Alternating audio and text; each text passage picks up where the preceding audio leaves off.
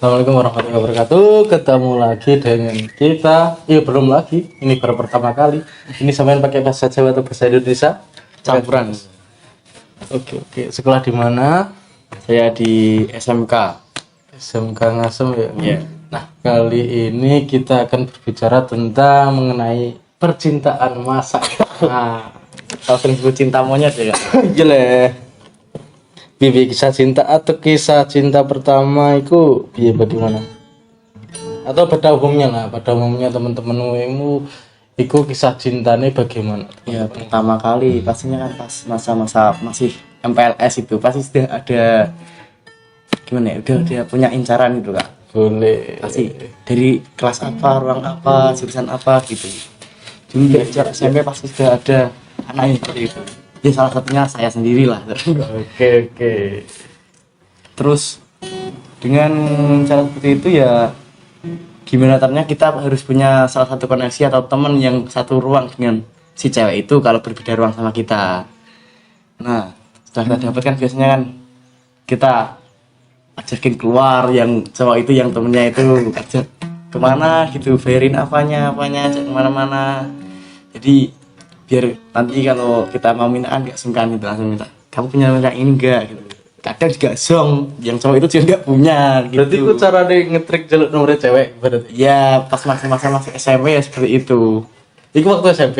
Ya Itu waktu SMP kalau saya itu pernah punya, ya juga punya cinta monyet itu pernah. Ya cantik, manis. Ketika angin berhembus itu, wah apa ya? Ini loh jilbabnya. Wangi. Tapi ya itu pertama cinta pertama monyet ya seperti itulah membuat patah hati kayak gitu. saya sering Dan jawab coba ya otak obat toh. iya Santai. Iki gimana iki obrolan dibuat santai. Kita membahas tentang dunia percintaan anak-anak masa SMA, SMK, SMP. Kalau itu percinta monyet pertama. Kalau waktu SMK bagaimana? kalau saya sendiri sama saya nih Yalah. ya gimana ya saya sekarang nih ya masih sama teman yang SMP itu satu kelas malah. Maksudnya? Ya saya menjalani hubungan sekarang kan sama yang satu kelas pas SMP itu. Bukan sama yang SMK. Yang SMK cuma bertahan berapa bulan, 2-3 bulan kayaknya, lupa saya. Itu juga saya dapatnya ya dari pas masa MPLS di grup. Kan saya nggak tahu namanya kayak cowok gitu. Terus saya ini gimana saya bahasa Jawa Ya iyalah, siapa nyantai tuh. ya mlebu sapan dijawab ki sopon. Terus saya jawab nama saya kan gitu. Ya. Terus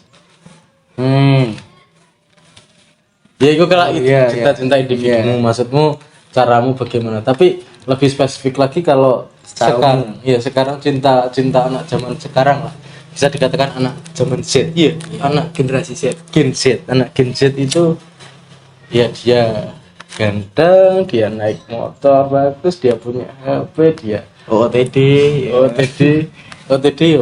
outfit terus ya minta caranya itu cuma lewat HP, WA, dikasih temen, nyambung, nyaman, jadian, pacaran seperti itu. ya, ketemunya COD-an gitu. Lah untuk apa ya, kita bolehlah berharap, ribuan harapan kita harapkanlah kepada Tuhan untuk menjaga mungkin pasanganmu yang sekarang. Nah itu kamu punya planning enggak atau cara-cara enggak biar bisa hidup bahagia, bisa berlanjut terus ke jenjang mungkin setelah kamu SMK nanti akan bekerja, dia akan kuliah, atau kamu kuliah dia akan bekerja, atau bagaimana? Ya saya sih pilihannya saya yang kerja, dia kalau mau melanjutkan pendidikannya ya insya Allah kalau saya sudah bekerja saya support dengan bantuan saya ya semampunya gitu. Tapi kalau dia ingin bekerja mandiri ya saya dukung semuanya. Saya selalu support keputusan dia mau bagaimana. Yang penting dia senang, dia bahagia sama pilihannya udah. Saya sih Oke. Pilihan maksudnya pilihan bukan laki-laki kan, Iya. pilihan kerja atau ya pilihan laki-laki ya laki-lakinya saya ketemu. iya. Terus berarti kan kalau ini kamu masih berapa tahun? 2 tahun. Masih 2 tahun. Sampai 2 tahun di SMK. Nah setelah itu kan dia kerja itu sulit loh Pak. Apa hubungan jarak jauh itu sulit Pak. Oh, masa-masa pas PKL gitu ya, pas magang gitu. Iya besok iya seperti itu. Terus besok pas kerja iya. Ya tapi saya udah melewati itu selama berapa ya? 8 bulan. 8 bulan PKL itu. Tapi ya pasti ada lah yang namanya masalah dalam hubungan, pasti kan ada. Oke. Apalagi magangnya itu kan ada beberapa cowok di tempatnya gitu. Dan itu pun juga satu sekolahan, ya biasalah namanya anak SMK, SMA masih labil, emosinya juga belum bisa stabil kan. Iya kamu bilang masih labil anak SMA kan kamu masih SMA.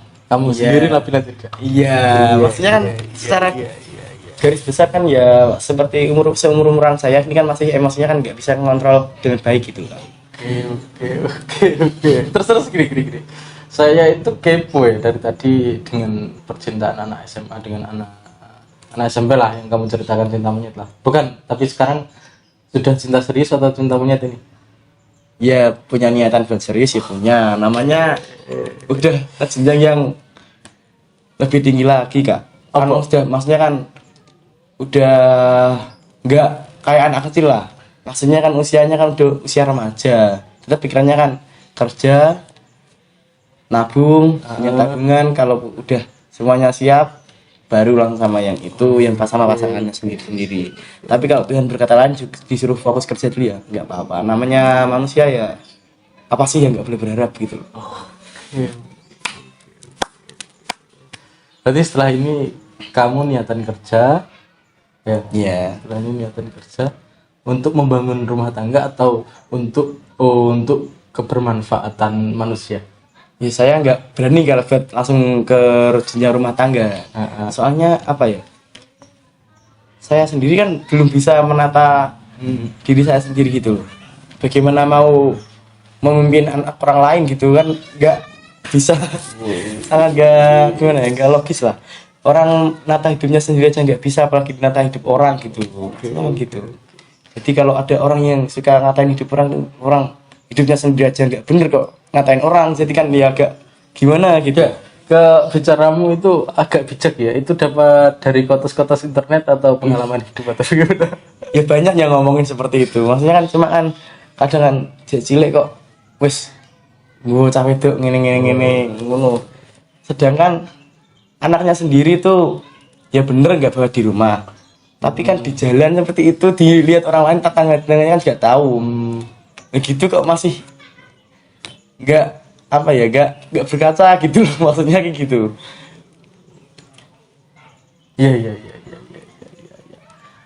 Terus ini kan saya juga pernah lah, maksudnya pacaran waktu SMA. Itu ketika mensiasati, bukan ketika mensiasati, tapi ketika ada masalah problematika yang terjadi, aku sering ngalah. Katakan seperti itu, karena dulu itu beda usia, beda berapa tahun gitu. Maksudnya dia di kelas, aku gak kelas, mungkin pengalaman atau pengetahuannya aku udah mengerti gitu. Kalau kamu sendiri? Tapi kalau tentang problematika belum ngerti pacarmu yang mana, minta tunjukkan. Tapi kan tentang problematika yang seperti itu biasanya kan semua hubungan. Ya, semua hubungan. Dimanapun hubungannya itu kan laki-laki yang paling harus mengerti bagaimana cara mengatasi permasalahannya. Biasanya kan perempuan kan langsung frontal. Emosinya kan sefrontal itu, biasanya langsung ada masalah gini langsung ngajak selesai. Ngambek, salah ya, ngambek, kayak palsi. Ya, terus menghindar gitu, menghindar, nggak mau menyelesaikan masalahnya dulu. Itu kan problematika yang sudah umum dalam dunia percintaan gitu. Maksudnya kan cuma gimana ya? Terkadang kan seorang laki-laki juga kadang kan lelah kalau disuruh ngawas setiap harinya kan lelah. Iya. apalagi terus ketiduran, bangun tidur, si cewek sudah marah-marah. Pasti intinya kan, ya maafin atau tiduran gitu ya, gitu. Terus kata-kata sayang atau kata-kata mutiara untuk bisa biar dia bisa memaafkan bagaimana biasanya? Ya itu sih secara pribadi ya kayak kalau secara pribadinya masing-masing beda kan beda cara bagaimana cara mengungkapkan permintaan maaf yang setulus-tulusnya bagaimana kan berbeda setiap orang. Dulu itu aku ketika pas marah itu maafkan aku. Pernah gak bilang aku tuh gak bisa hidup tanpa kamu? Kalau gitu sih bukan nggak pernah sih, tapi ya itu pas masih labil-labilnya anak lah, masih baru kelas 2 SMP. Pasti kan Nengdi kalau kemana sih, aku kangen loh, aku tuh gak bisa hidup tanpa kamu gitu, pasti biasanya kan gitu. Terus sekarang kalau inget-inget masa-masa itu ya malu-malu sendiri gimana gitu, kayak ya namanya pengalaman gimana lagi gitu kan. Ya bagus lah. Kalau kita pelajaran paling penting itu memang dari pengalaman, bukan dari buku pelajaran. Iya memang penting dari buku pelajaran, tapi dari buku pelajaran memang harus kita jalani, harus kita ada istilah esensi, ada istilah eksistensi. Maksudnya ada istilah kita belajar di benak dalam hati, ada pemikiran masuk ke hati. Tapi kalau tidak kita lakukan ya tidak akan terwujud semua itu. Itu pentingnya eksistensi daripada esensi. Maksudnya daripada kita banyak pengetahuan dari orang-orang dan sebagainya, tapi kalau tidak kita lakukan hanya bisa bicara tok, kosong gitu. Soalnya juga banyak orang yang hanya bisa teoritis tapi nggak bisa aktivis. Seperti itulah pentingnya. Nah, bukan saran saya sih, tapi kebanyakan mungkin saya sudah melewati masa kamu ini masih dalam fase atau pembelajaran lah tentang kehidupan. Mungkin nanti akan ada perbedaan antara zaman sekolah kan masih enak mungkin ya, terus zaman bekerja itu zamannya kita berproses dan berkorban, intinya ya siap-siap untuk ke masa itu, jenjang itu. Nah, kita kan dari tadi membahas tentang percintaan. Mungkin kalau kita membahas tentang ilmu pengetahuan mungkin Ya nggak apa-apa sih. apa ilmu pengetahuan? Kalau dalam SMK mungkin saya nggak tahu. Sama geologi ya. Geologi pertambangan saya jelas nggak tahu. Tapi mungkin lebih globalnya, lebih umumnya lah, lebih kita membahas tentang politik di 2024. Ya masih nyampe lah. Oke, masih nyampe. Soal itu masih nyampe. Soalnya kan banyak sekarang FYP seperti itu kan, pencitraan namanya. Iya, banyaknya pencitraan kan, kayak itu ya sekolah bayar itu. Dan sekarang gini lah, di logika aja. Uang dari pemerintah apa cukup untuk bayar guru-guru yang nggak tetap atau guru GTT itu? Uang pemerintah, contoh misal ya, uang dari pemerintah turun dari atas itu kan 100 juta. Iya, contoh lah misalnya. Apa mungkin turun ke bawah itu masih 100 utuh? Ya, tidak lah, mungkin ya tidak berani menyebut, tapi kan lewat sini mungkin. Iya kan. Pahamlah negeri Wakanda seperti apa. Terus soal tentang gitu, kan banyak yang soal sekolah negeri kok bayar. Katanya kan gratis dari pemerintah. Sekarang gini lah, di logika aja. Peralatan itu juga nggak mumpuni kalau nggak ada yang bayar. Gimana cara nyicil peralatannya? Gimana cara membuat fasilitas yang lebih baik untuk siswa-siswanya itu? Oh berarti nyampe otak saya. Berarti kita tidak harus terlalu menuntut tentang pemerintah. Maksudnya begitu. Iya. Maksudnya harus juga ada kesadaran.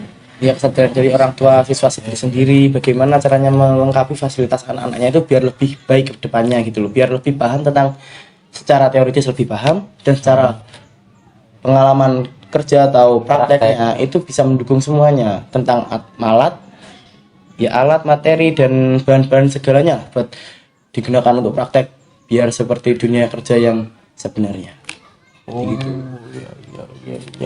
Dan juga banyak siswa yang mengeluh tentang kayak sekolah nggak ada kipasnya, nggak ada AC-nya gitu kan, panas atau gimana gitu ya, kecuali yang komputer lah ya. Itu kan pasti kan ya juga namanya anak ya, kalau seperti itu kan harusnya kan orang tua juga kalau emang mau anaknya mendapat fasilitas yang lebih baik kan harus mendukung dari dengan cara menyuplai dana itu ke sekolahnya bagaimana gitu, diminta keterangannya setiap ambil semester atau ambil rapot, itu kan pasti kan ada semua datanya. Seperti itu menurut saya loh ya. Keren, keren, keren, keren, keren. Di balik percintaan memang juga ada politik. Emang harus seperti itu sih, kehidupan itu harus imbang. Ada bunga juga ada lebah, ada lebah, ada dunia, ada yang dari hati, ada juga yang dari pikiran.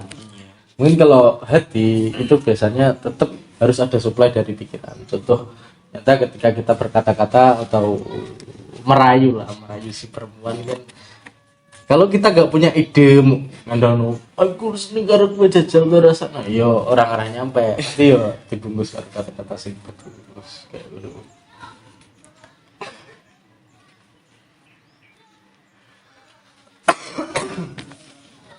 Nah,